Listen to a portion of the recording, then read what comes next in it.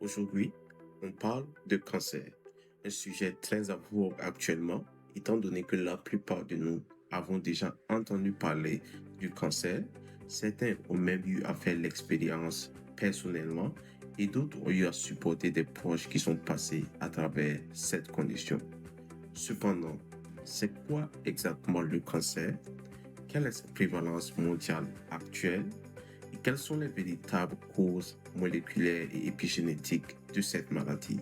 C'est ce que nous allons tenter d'élucider au cours des prochaines vidéos, portées exclusivement sur le cancer. Alors je vous invite à rester abonné à ma page pour ne manquer aucune de ces vidéos. Alors commençons par analyser ce graphique qui illustre le taux d'incidence standardisé selon l'âge du cancer. Donc, nous pouvons voir que sur une population de 100 000 habitants, environ 400 personnes sont atteintes du cancer sur le continent de l'Océanie, un peu plus de 350 personnes sur le continent nord-américain, suivi du continent européen. Le plus faible taux d'incidence est observé sur le continent asiatique et sur le continent africain. Alors, cette différence d'incidence du cancer au niveau de ces différents continents s'explique par plusieurs facteurs. Mais deux facteurs principaux sont d'abord et premièrement l'efficacité du dépistage du cancer dans le continent nord-américain ou dans le continent européen. Cela permet justement de pouvoir identifier et détecter le cancer de façon plus précoce chez une personne atteinte, ce qui n'est toujours pas forcément le cas dans d'autres continents comme le continent africain.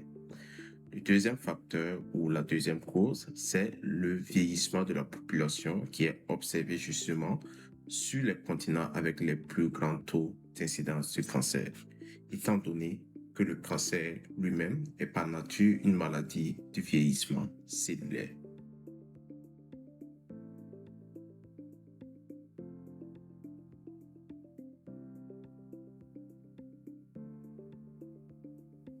Regardons maintenant la répartition des décès par cancer dans le monde en 2022. Alors, ce diagramme circulaire présente les principales causes de mortalité liées au cancer. On observe que le cancer du poumon est de loin le plus meurtrier, avec environ 1,8 million de décès, soit près de 19% de tous les décès par cancer. Il est suivi par le cancer colorectal, responsable d'environ 9% des décès, puis par les cancers du foie, du sein et de l'estomac, qui représentent chacun entre 6 et 8% de la mortalité mondiale. L'ensemble des autres types de cancers constituent près de 46% des décès, ce qui souligne la grande diversité des cancers qui touchent les populations à travers le monde. Au total, près de 9,7 millions de personnes sont décédées d'un cancer en 2022. Ces chiffres mettent en évidence l'importance du dépistage précoce, de la prévention, ainsi que du développement de nouvelles stratégies thérapeutiques afin de réduire le fardeau mondial du cancer. Après avoir examiné l'impact du cancer à l'échelle mondiale, intéressons-nous maintenant à sa classification. Alors, il faut savoir que les cancers sont généralement classés selon le type de tissu ou de cellules dont ils proviennent. La première grande catégorie, comme nous pouvons le voir sur cette diapositive, est celle des carcinomes, également appelés cancers épithéliaux. Alors, ils prennent naissance dans les cellules épithéliales qui recouvrent la surface de la peau, des organes et des cavités internes du corps. Les carcinomes représentent environ 90% de tous les cancers. Parmi eux, on retrouve notamment les cancers du sein, du poumon, du côlon et de la prostate. Le développement d'un carcinome se fait souvent progressivement. Les cellules normales subissent d'abord des modifications génétiques, puis passent par des stades précancéreux, tels que l'hyperplasie et la dysplasie, avant de devenir invasives. Cette évolution relativement lente explique pourquoi le dépistage précoce permet souvent d'améliorer considérablement les chances de guérison dans ce type de cancer. La deuxième catégorie est celle des sarcomes. Ces cancers sont beaucoup plus rares et se développent à partir des tissus conjonctifs et du soutien de l'organisme comme les os, les muscles, les tendons, les cartilages ou les vaisseaux sanguins. Bien qu'ils soient moins fréquents, les sarcomes peuvent être particulièrement agressifs et nécessitent souvent une prise en charge plus spécialisée.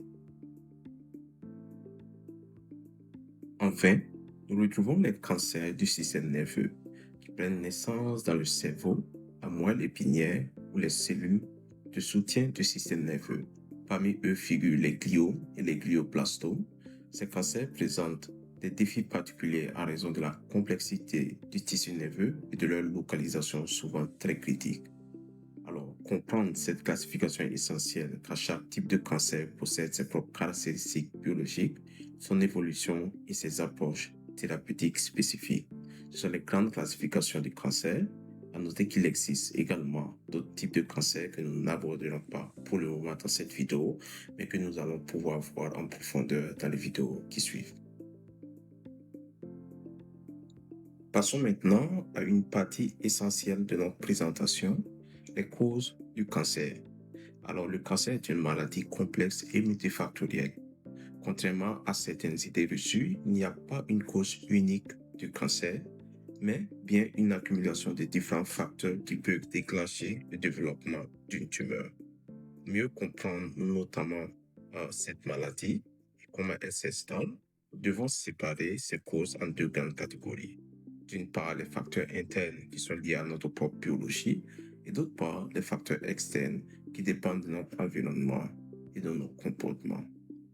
Alors, commençons par regarder de plus près ce qui se passe à l'intérieur de nos cellules lors du développement du cancer. Le premier grand pilier des causes du cancer concerne les anomalies génétiques. À noter que nous allons rentrer plus en profondeur sur les anomalies génétiques dans les prochaines vidéos, lorsque nous allons parler de l'épigénétique derrière le cancer. Mais il est important tout de même pour la compréhension de cette vidéo de savoir qu'à la base, le cancer est une maladie de l'ADN. En effet, chaque jour, nos cellules se divisent et copient leur code génétique. Parfois, des erreurs de copie se produisent. C'est ce qu'on appelle des mutations. Si ces mutations touchent les gènes qui contrôlent la division ou la survie des cellules, la machine s'emballe. Les cellules commencent donc à se multiplier de manière incontrôlée, formant ainsi une tumeur. Il est important de préciser que ces anomalies génétiques peuvent être de deux types. Elles peuvent être héréditaires, c'est-à-dire transmises par nos parents. C'est d'ailleurs le cas d'environ 5 à 10% des cancers. Mais le plus souvent, elles sont acquises au cours de la vie. Et c'est là que notre environnement et nos habitudes de vie entrent en jeu, car ce sont eux qui vont agresser notre ADN et provoquer ces mutations. Cette infographie résume parfaitement les principales causes externes du cancer. La bonne nouvelle, c'est que la majorité de ces facteurs sont modifiables. Ainsi, nous avons donc un réel pouvoir d'action et de prévention. Ensemble, analysons ces différents facteurs. D'abord, nous avons le tabagisme. C'est de loin la principale cause de cancer évitable dans le monde. En effet, la fumée du tabac contient des dizaines de substances hautement cancérigènes. Si l'on pense immédiatement au cancer du poumon, il faut savoir également que le tabac est responsable d'autres types de cancers, comme le cancer de la gorge ou même de la vessie. Ensuite, il y a la consommation d'alcool. Même à faible dose, l'alcool augmente le risque de développer plusieurs cancers, notamment ceux de la bouche et de l'œsophage. Le troisième point concerne l'alimentation et l'obésité. En fait, une alimentation pauvre en fruits et légumes, un excès de viande rouge ou de produits ultra transformés, combiné à un surpoids, perturbe l'équilibre de l'organisme et augmente significativement les risques de cancer digestif et hormonaux. N'oublions pas les rayons ultraviolets, parce que qu'ils viennent du soleil ou des cabines de bronzage artificiel, les UV peuvent endommager directement l'ADN des cellules de notre peau, provoquant des mélanomes et des carcinomes. Enfin, il y a certains virus ou bactéries qui peuvent aider au déclenchement du cancer. En conclusion, si la génétique pose parfois les bases, ce sont très souvent nos choix de vie et notre environnement qui agissent comme déclencheurs. Ainsi, réduire notre exposition à ces facteurs externes est notre meilleure arme pour prévenir l'apparition de la maladie. Après avoir vu les anomalies génétiques, nous constatons ici l'impact majeur des facteurs environnementaux et comportementaux. Cependant, Quel est le rapport direct entre ces causes et la maladie? En réalité, ces facteurs vont agresser notre ADN de manière répétée. Lorsque les cellules n'arrivent plus à réparer ces dégâts et commencent à se multiplier de façon incontrôlable, c'est précisément ce dérèglement initial qui va donner naissance à une tumeur. Alors, il faut bien comprendre que le cancer ne s'installe pas instantanément. Il commence toujours par une tumeur qui va progresser par étapes, comme nous le voyons sur ce chemin. Au début, au stade 0, on parle de tumeur in situ.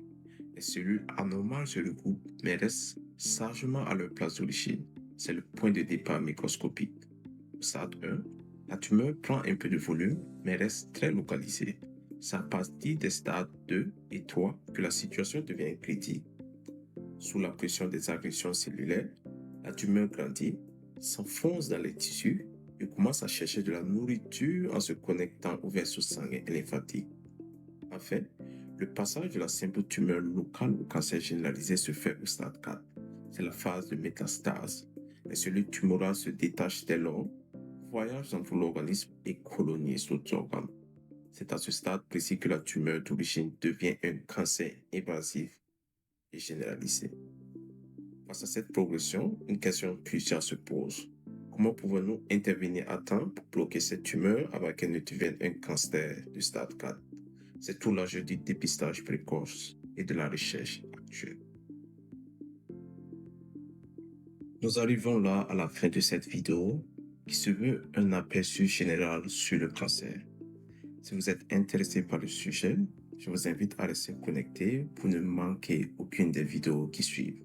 Prochainement, nous allons parler d'un des cancers les plus répandus, c'est-à-dire le cancer du sein.